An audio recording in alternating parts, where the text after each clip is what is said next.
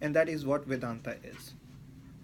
Anta means essence, in a sense.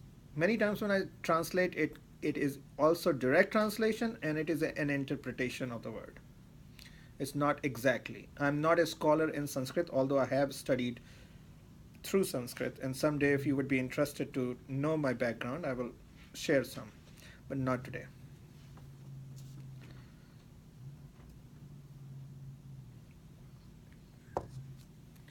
Vedanta has 68 verses. That's what we are going to discuss. So, Vedanta class, the first part of the class, which is around 24 to 30 weeks, is going to be a discussion of 68 verses. These verses are like aphorism. I can take one verse, just one verse, and can talk on that verse day after day after day after day. Blah, blah, blah, blah. Because there's so much to talk about. One verse, and you will see the depth of one verse. They are like an aphorism. They are called sutras. Sutra, sutras. In all the literatures in India, the mostly ancient literature, they are written in sutras. They are in a coded language.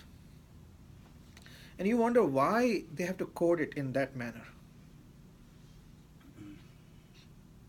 Because you really have to have some kind of a caliber to understand it.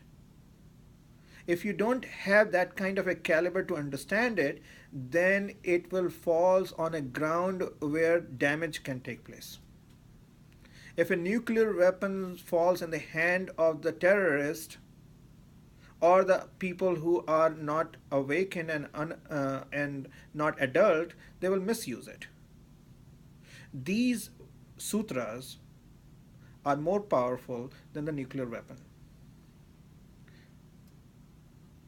They are amazing. They are life changing. So each class has a potential to life change. God is not in the future. If God is in the future, then that God is not God. God cannot be in the future. God is all the time. God is here. So understand that we have the capacity to awaken ourselves right now. Of course, collective will play a very significant role in that realm. So 68 verses. So we will be discussing that 68 verses, one part of our program. Is that the Upanishads? No, these are the Vedanta. Vedanta has 68 verses. So that would be a primary part of our class. We'll go from verse 1 to verse 68 in 24 to 30 weeks. That is kind of like summarizing and not talking too much. Okay, and then along with, we will study also a book which is called Upanishad. Just like in a different words, but the same idea. But that is going to be your personal. You will just read from the books, and we will have in the bookstore. The book will cost around $10, and that we will use in next 6 months. Upanishad, the word Upanishad is a combination of three words. It's just an interesting word because Kabbalah is a very interesting word also.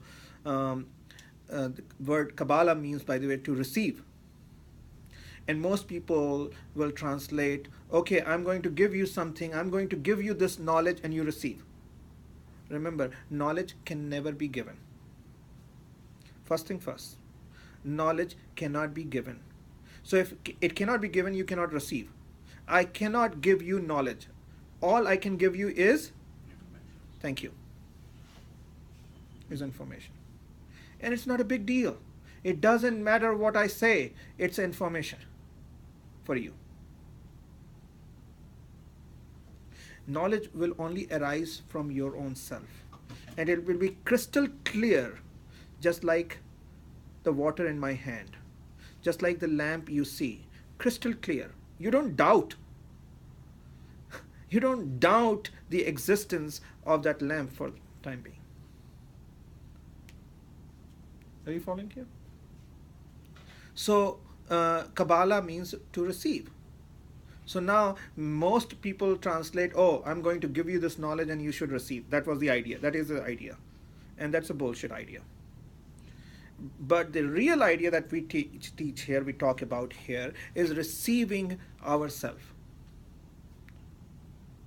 receiving the true identity of ourselves. So also in Upanishad, UPA means near, Ni means completely, Ni is kind of like adjective, and Shad means to reach. Shad, to reach completely near. Now answer me, if I want to reach completely near to you, is it possible? Never possible, because there will be always a gap. Your naked eyes may not see it, but there will be always a gap, a boundary. So it is not a completely near. Most exoteric people will translate, and you can Google it and you can watch YouTube video, and it will only say Upanishad means reaching to near to your guru and bow down to his feet, and that's what Upanishad means. And that's how you are going to be enlightened. So disempower yourself and empower your guru and become a robot in his or her demise, in his existence. You following here? So a lot of Indians really follow this structure. So if you go to India, you'll find that people are flocking to gurus. The word guru is also a Sanskrit word, gu and ru. There are two words, two combination, gu and ru. Gu means darkness and ru means remover. Whatever removes the darkness is guru. And let me tell you, there is nothing that does not remove our darkness. There is nothing in the entire existence that does not remove our darkness. Means everything is our teacher. Everything is basically teaching us one principle: detachment. The whole universe is provoking us to be detached.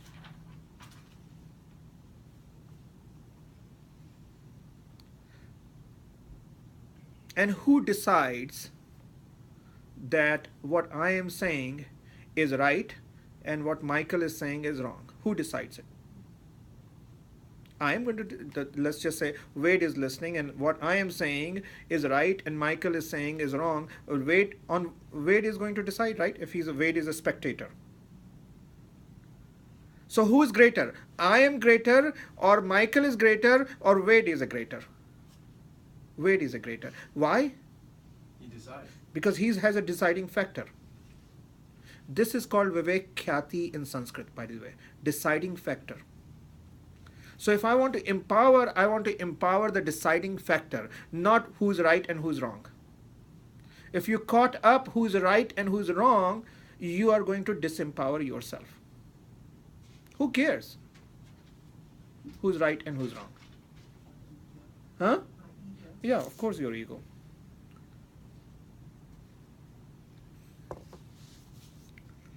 So Guru is the entire life. And Upanishad is, you can only be completely close to only yourself. Only yourself. You cannot be completely near to anything else but yourself. People always say, let me think and decide whether you are right or wrong. And I said, okay. So people say, oh, I don't agree with you, or I agree with you. These are superficial. That's not the goal of coming together. It's an energetic class. There is a heart-to-heart communication that you cannot see. It is a part of satsang. But when you say, oh, let me think, and on what ground are you going to think? Have you ever thought? On what ground are you going to decide whether I'm saying what is right and what is wrong? That means you have some factor, some place where you know what is right already. And if it matches with that, what is right, then he's right. If it doesn't matches with that, then he's wrong.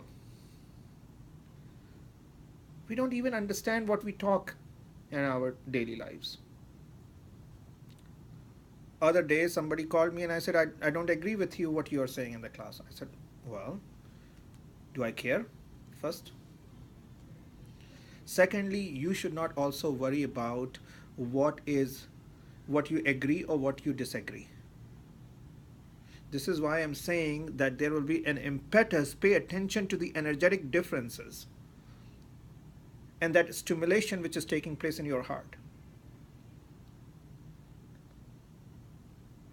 So Upanishad is coming close to ourself. Coming close to ourself.